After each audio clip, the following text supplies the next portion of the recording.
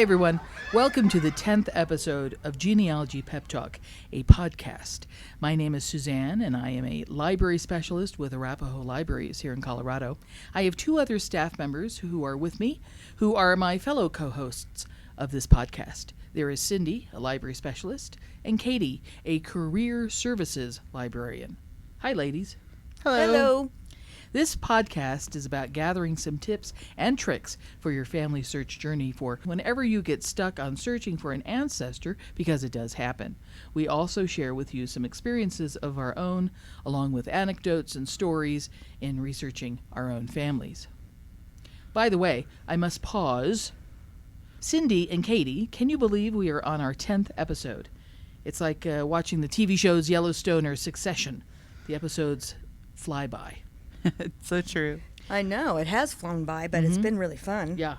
You know, of course, there are no wild horses to round up or wild limousines to bring us to and from work, though.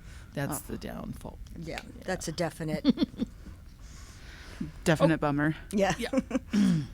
Okay, so when I was thinking about ideas for this next episode, I was wondering, what could we talk about? Then it dawned on me, we are recording in the springtime, and schools are letting out for the summer. And so why not talk about the kids? Genealogy activity for kids, that is. Yeah, and we can do it with our summer reading program, which starts in about, a week and a half for the whole summer. And we've all been gearing up, the whole staff is gearing up for summer reading. So this could maybe provide some good reading. Yeah. Excellent, yes. Instead of fiction, maybe they can read some genealogy books for kids. Ooh, excellent. And with that idea, I mentioned it to Cindy and Katie, and they were excited about it. Okay, ladies, pull out your lists and let's compare them. Let's see what ideas you have produced to talk about. You know, you can start planning now to take a family trip instead of going to the beach or something like that. Why not take them back to a town or city where relatives, grandparents, great-grandparents or something came from? In my case, it's small towns in upstate New York, which is really fun to see those little places. And a lot of it kind of still looks the same. So I'm thinking my mom walked, these woods or whatever. And also talk to local historical societies because they know so much about everyone in the town.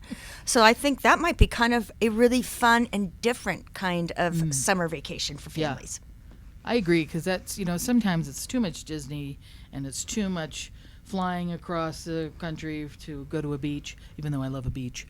But it's like too much. Sometimes it's nice if you live locally to just have a short little drive and spend a couple of nights up there. Or if you folks camp, that's kind of cool, because then you can kind of say, well, this is sort of kind of how great-grandparents lived, roughing it. Yep, without electricity, without Wi-Fi at the campsite. Oh, what? Right, even though they may have a portable toilet in their camper, right? Mm-hmm. But I think it would be kind of neat to have that, and then they could focus on, that's the house I grew up, or whatever, or that's where I played ball in school. That's where Grandma went to school, and that's where Grandma, did this, or Grandma and Grandpa got married in this little church, town church, or something. Yeah. I was also thinking, kind of relating to traveling and road trips, ghost towns. Oh, yeah. And we have a few here in Colorado. And we have some good ones here. Yeah. And one just kind of up the road from Golden, and up there by, what's the gambling, Black Hawk and Central City. What is it called? Do you guys know? I can't remember. I went up there once. Black Hawk in Central City? Yeah, there's a ghost town behind that, like a mile behind that. I don't know what it's name. Okay, we'll get back to you. We'll have to research that. Yeah, and then when I see old buildings like that, or been to ghost towns, Central City, which is now a huge gambling thing, kind of almost was a ghost town when we were kids. So you just think, who are the people that built that? Why did they build that? How did they live? How did they have their kids? What did their kids do? And then why did they move out? Who was the last person to shut the door on that home with all those memories? Ooh, that's deep. Shut the door. Who was the last one? So I just remembered the ghost town I was talking about. That's on the other side of Black Hawk in Central City. And that is called Nevadaville, one word. And it was a little small ghost town. But it was kind of neat. And if you like that kind of stuff, as an adult, I bet the kids would love it as well. Well, we're lucky to be in Colorado with all the mining. Oh, because yeah. all those towns popped up and popped out. You Yeah. know, wonder why some of them are still there. But a lot of them, people just as soon as the ore ran out, they're gone. Yeah. You know what I love, though, is also when you see all these old buildings, abandoned buildings, and they just stay there. They don't doze them. They don't, tear them down unless, somebody wants them to. But it's kind of cool because it's like, well, that was there 100 years ago, and makes you think. See, those are the things that I always think about. Have you ever seen like a tractor just Yeah. sitting in the Yeah. middle Yeah, of a what's field that? that's from like the 40s? And you think, that farmer got off Right. and he never got back on. Right. So what is the story? There's a story there. I bet I know what the story is. Man, oh man, am I sick of mowing this lawn? Yeah. I'm done. Yeah, it is hot. Like, I'm done. But it always seems like there's more grass is longer on this one side. So I don't know if they've ran out of gas or... Maybe they ran out of gas and never Right. got it. Who knows? Maybe he went into the house and dropped dead. That could be true. It's hot out there, people. Yep. Had a heat stroke. Grandma never moved it again. That's right. The other thing I was thinking about, because this is kind of a twofer, is touring a cemetery. Yeah. Because there's a lot of history there, as we know, especially if you go to an older cemetery. There's a lot of folks that are born in the 1800s and maybe lived for 100 years or whatever. Give a little history. Well, maybe they died in the Civil War, and there might be a little, A little medal or some kind of connotation that they were in the war. I think it's kind of fascinating, and it's quiet, and you get your walk in. Yeah. And I did. Speaking of ghosts. Right. Yeah. Seriously. From ghost towns to Although graveyards. I do not want any hanger-oners. Yeah. If I there's a prefer ghost- not to. Ghosts flying around. No. Do not come home with me, please. The other thing, some years back, I was in Elbert, and Elbert's a tiny, tiny town, and just outside of Elizabeth here. It's almost like a ghost it's- town, but people actually live Yeah. there. It's, Wow. it's maybe 50 people, something. Yeah, it's the smallest town. Mm-hmm. But there's a cemetery there, and I went up on it and I walked it, and it needed a little mowing job here and there. But it was fascinating because you're like, oh, that's my last name on there. Oh, and that's my my mother's maiden name on there, and you kind of have a connection, because maybe some weird circumstance, maybe they're somehow related to you. Hmm. It's just kind of fun to go there, and at the same time paying respects to people there. Yeah. Yeah, and when you And- go to one of those old, out-of-the-way places, cemeteries, we went to one, we were just driving in Wyoming with the kids, and there's a lot of nothing in Wyoming. Yeah, there But is. there was a really old graveyard with, the kind of the fence around it, the metal fence, and just got out and just kind of, and you don't know, when was the last time anyone stopped there and Yeah. just kind of wondered who these people were, because they were people Yeah. and families. It Yeah. looked like a family plot kind of a thing. So small children, even, Right. teenagers love ghosts and scary stories. I know my daughter still loves scary stories and she's 24. So it's Yeah. kind of a fun thing. Right. Well- And that's kind of neat because that's a quickie road trip.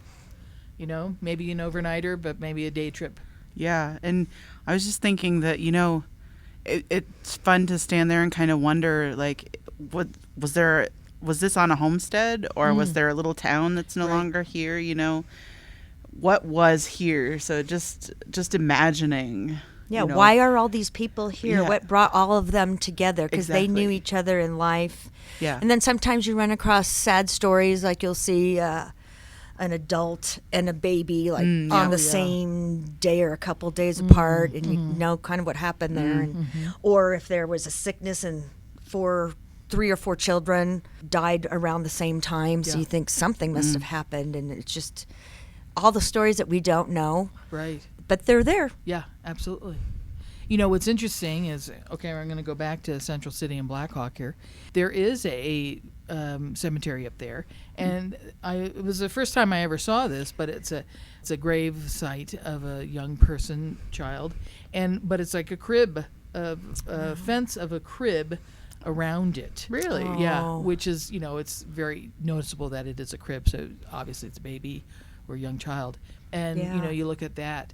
But it's fascinating I'm still fascinated by it. See, I did that who 20 was years the ago. child? And we tend to think that in days gone by, when people had a lot of kids and they lost a lot of kids to whatever reason, accidents, drownings, sickness, that they didn't care about their children, as they didn't invest the emotion.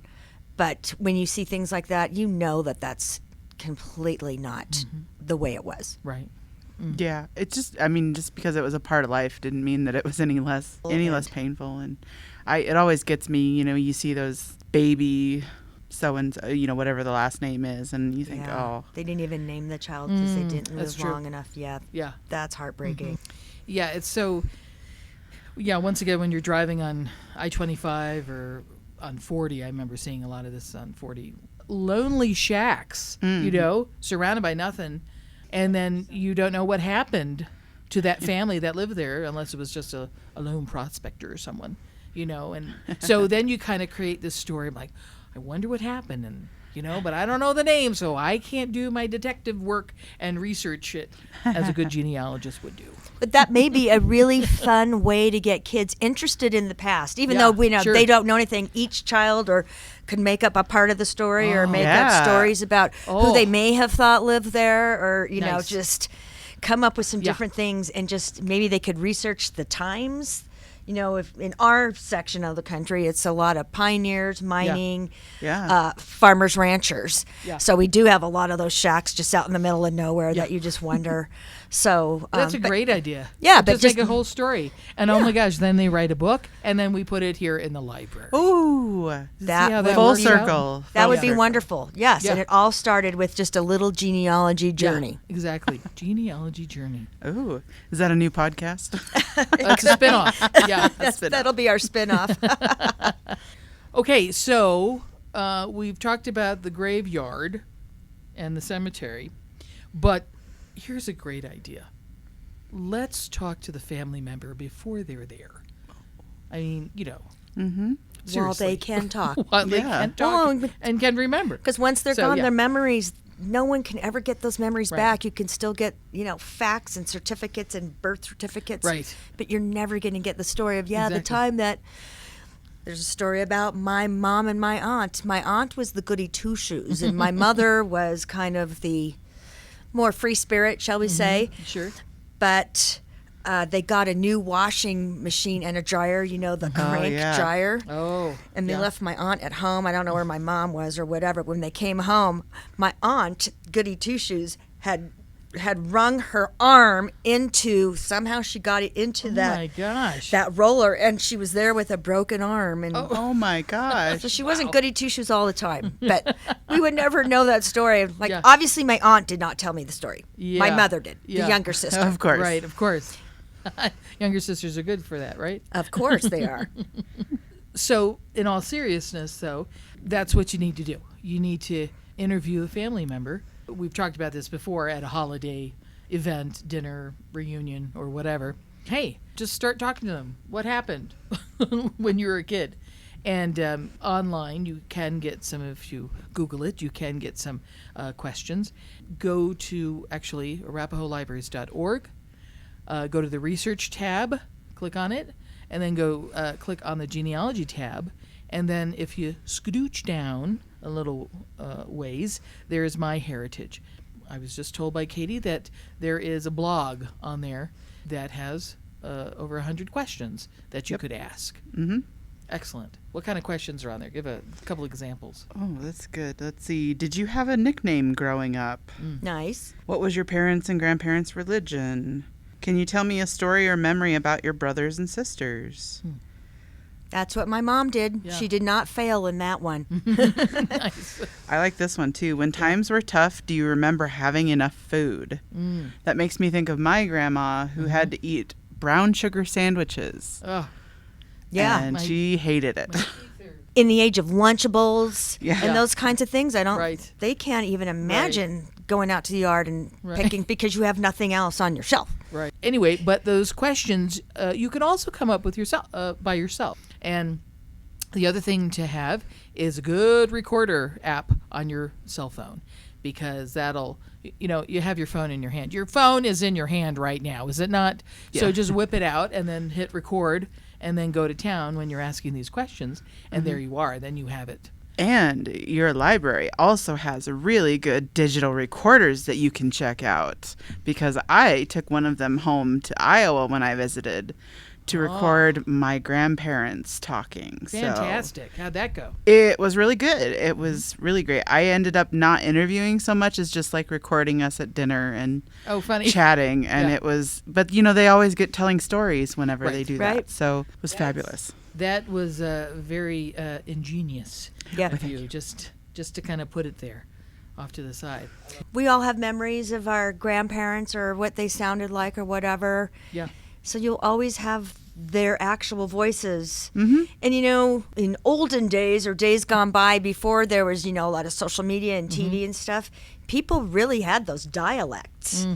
My grandma in upstate New York, I don't even know what to call that accent, but it was something. And they used different words. My dad would say dungarees because he was from Right. the East Coast. He would never say, for those of you who don't know what dungarees are, they're jeans. Yeah, yeah. Well, and it's fun too because my mom still struggles a little bit with this growing up. Say crick or Yeah. Coyote.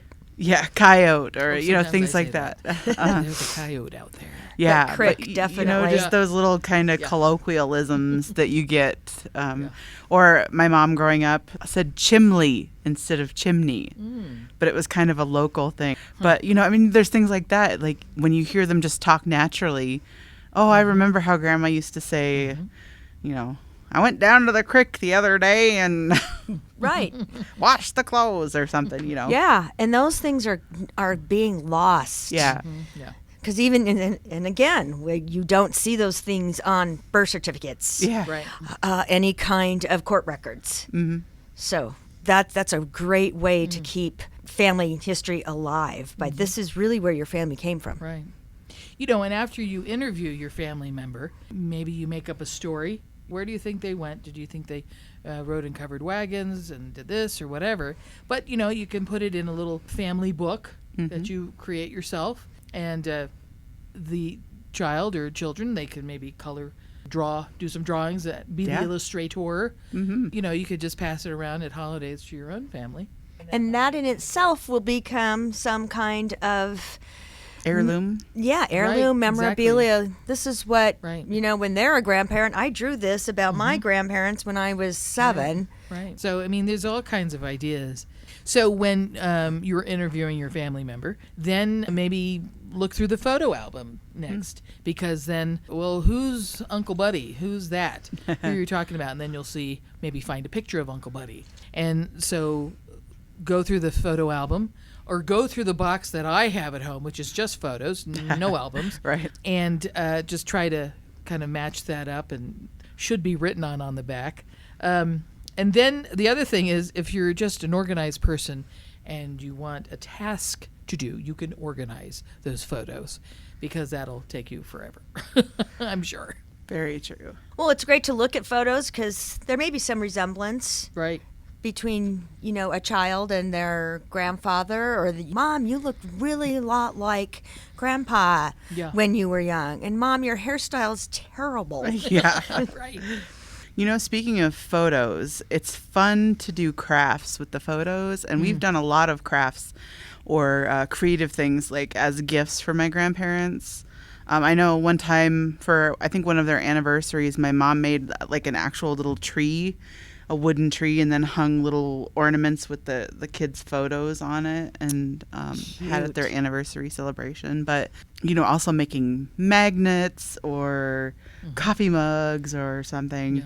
That made me think of one of my mom's former bosses had lost her mom recently, and they had a favorite recipe that was like Mom's recipe. And Mom took a photo of the recipe in her boss's mom's handwriting and got it put on aprons for all her boss and her sisters, so that they had like the recipe and her mom's handwriting.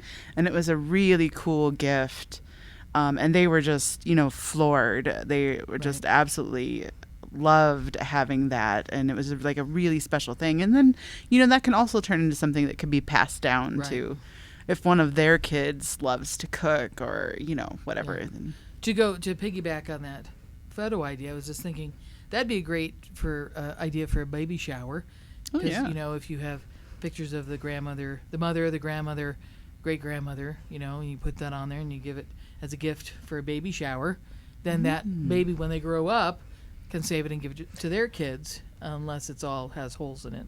Yeah. That's whatever. wonderful. Well, and to circle back to the library, check your local library. We have a thing called the Makerspace. Yes. And we're getting a second one in one of our outer lying locations. But I went in there and made, my daughter had made some artwork. You can make that on a coffee mug. Yeah. And it's really easy. You just bring a JPEG, you just bring in your SD card. They put it up on the computer, they size it correctly, you put the mug into some kind of heater with the picture around it, and voila. So you don't even have to go far to even do some of these things if your library has those. And we have a lot of stuff you can do. Wood carvings. Very true. So there's a lot of fun crafts, and kids love to do crafts. Oh, yeah. So Yeah. that would really connect And kids Yeah. with families. And adults like to do crafts. So, Oh, yeah. you know, I'm a crafter artist, and I love doing that stuff.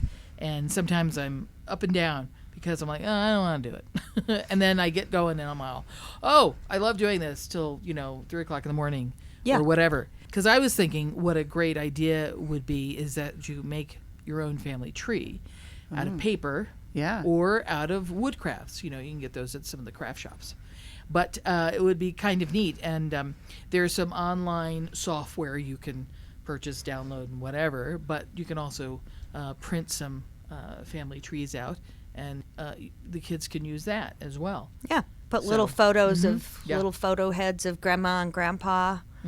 Just all these kinds of ideas Right. are really fun. Keep them going through Right. rainy days Right. and Yeah. that kind of thing. And then also, nice project. Hello, now we have, Christmas holiday or Hanukkah, and you have some nice little gifts. And, Very true. Or birthday presents or whatever.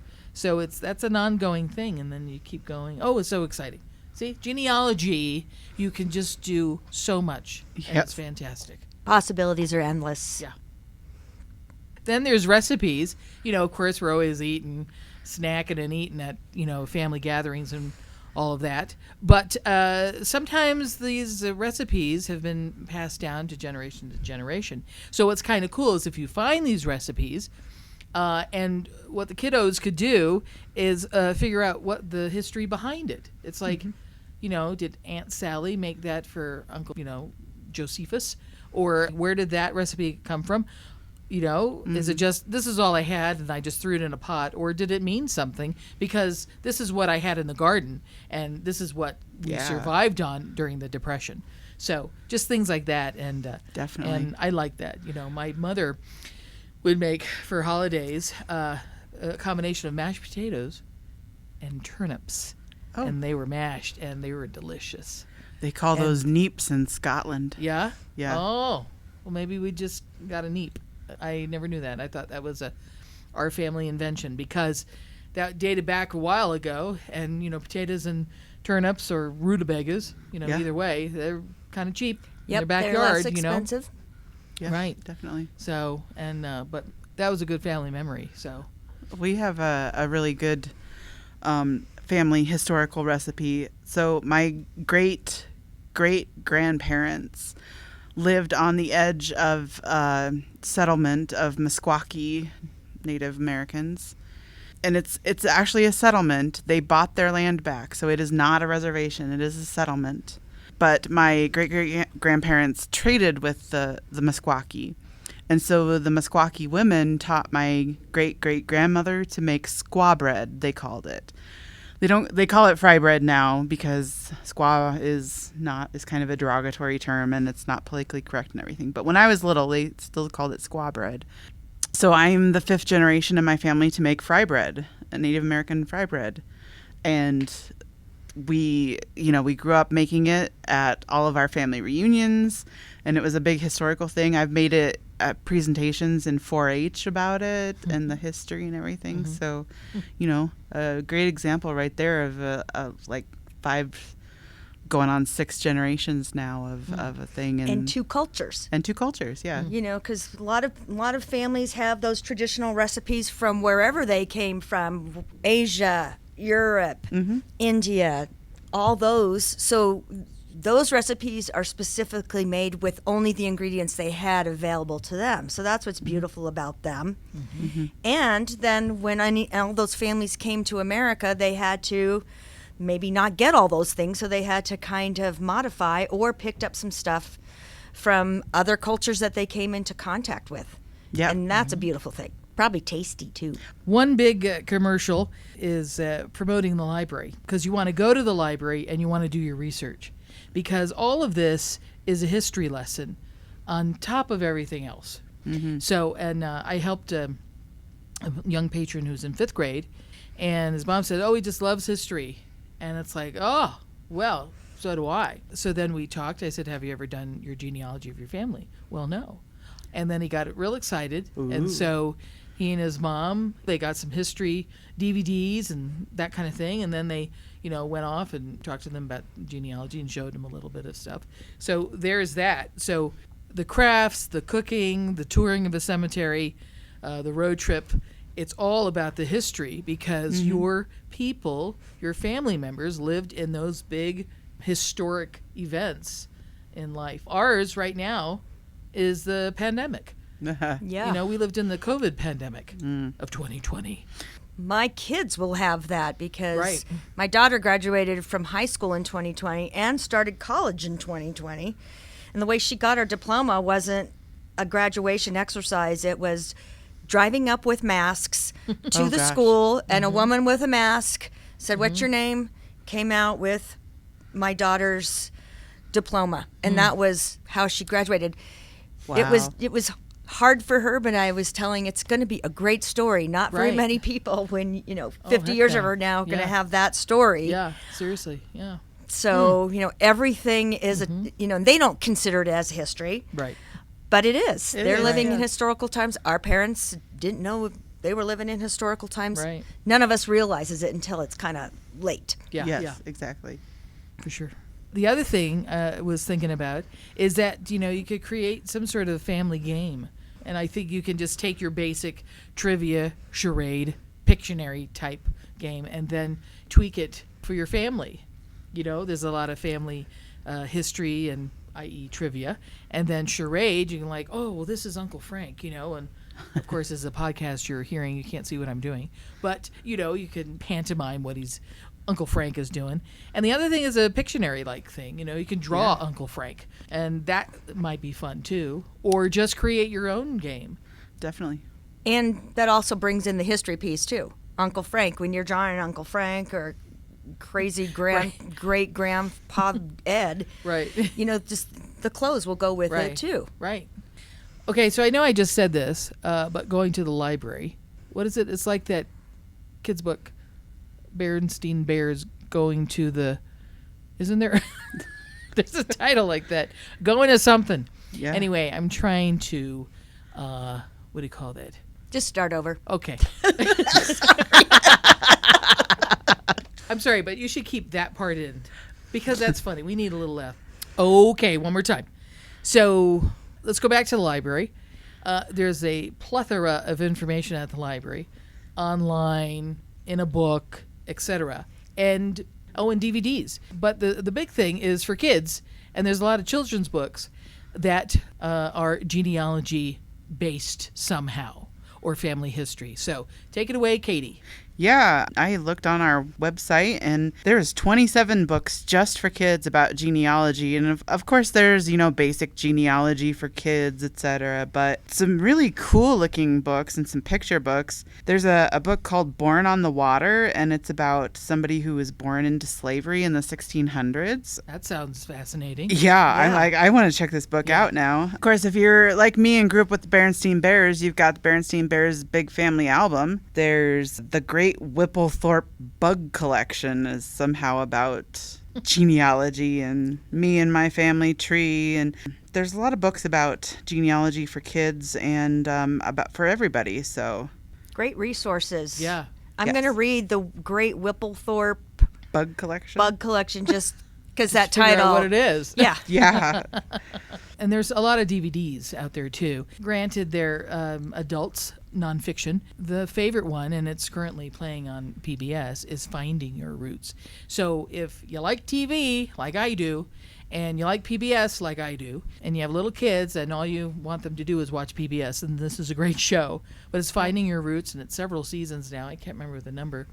But they talk to celebrities, and be it artists or singers or movie stars or politicians, or and they talk about their history, and I think it's quite educational and it's really exciting. And then they talk about DNA testing, and that's fascinating as well.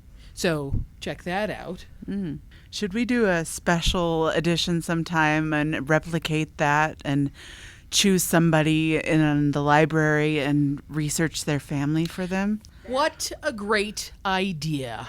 That's fantastic. Brilliant. Because, I have been researching several colleagues. Yeah. With their permission, obviously. Like No, Spy Mode. you're the go-to person Right. for Yeah. the whole staff here. Right. Yeah. And I love that. And so I've been helping a lot of people, so it's great. But, that's a great project. Look at me. I'm writing down on my clicker pen idea for next time.